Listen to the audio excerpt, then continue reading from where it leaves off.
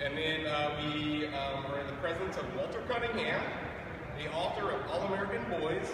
Also, if you don't know, Walter, Mr. Cunningham, is an astronaut, Apollo 7 first man flight.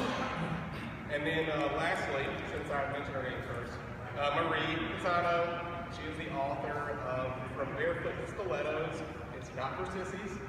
She is also the president and CEO of MVP3 Entertainment here in Memphis, and I'm sure she'll talk about that later.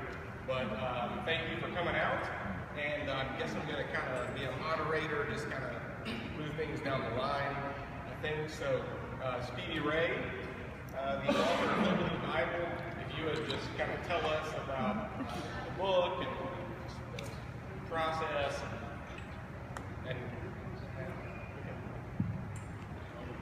is Hillbilly Bible. Can you hear me? Better? Okay. The book is called the Hillbilly Bible. It is a southern rendering of the Gospel of John.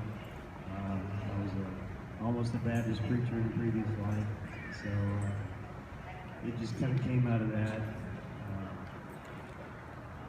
The movie that we're doing is going to be a little bit different. I think it's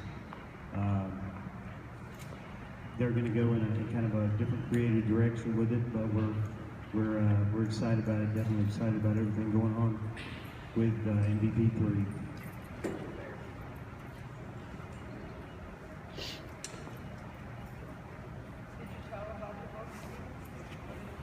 Well, the book is the Gospel of John in Southern dialect. The way I came up with that, I was messing around with my writing voice and trying to find it really, and was reading some Mark Twain at the same time, and was doing like I said, I have a background in, I was almost a Baptist preacher, so I did a lot of biblical studies, and I kind of married the two together, and came out with this thing called the Hillbilly Bible. And I discovered a verse in Matthew, which is, surely you're one of them, for your accent gives you away. Just basically means that Jesus had sort of an accent, and the disciples, they had an accent. I was fascinated with that, fascinated with the implications of it, and what that would mean, what it meant, some of the prejudices of the people who might have been from the city, who have against people who are from the country and their accents. And so it just all blended together, and made a book into it, working on a sequel. Hope you'll enjoy it.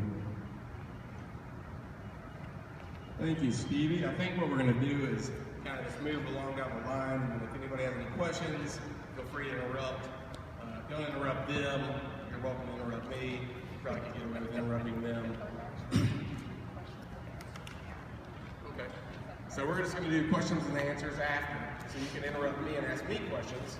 Nothing really, probably won't happen for me, but anyways, I think we will just move along to W.R. Benton, and author of War Paint, and we'll just kind of hear from him. Yeah. My name is W.R. Benton, and that's a pen name.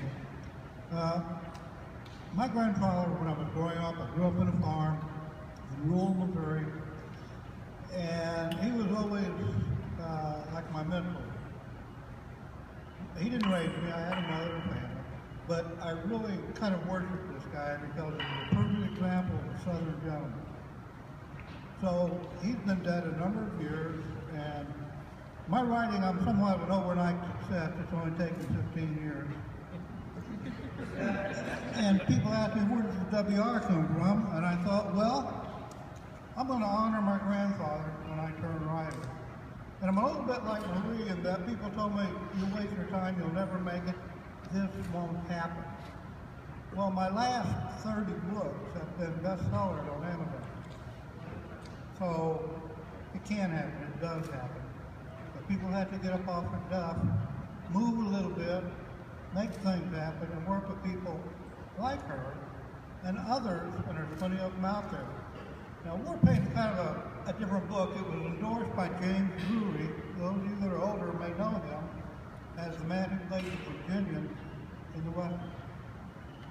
Also, Don Mendel, who's only sold about 140 million books, endorsed it.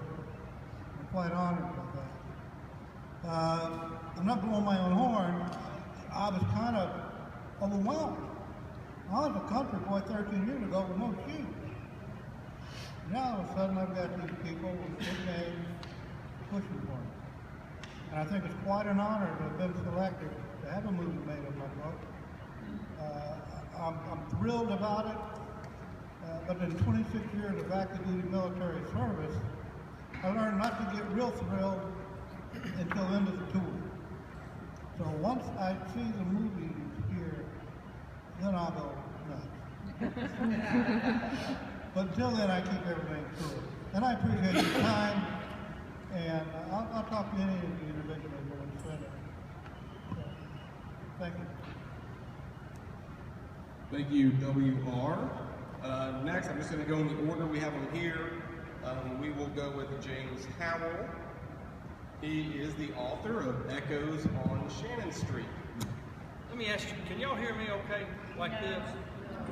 No? Okay. This better? And I always thought I had a really good voice that projected. I guess I don't with y'all.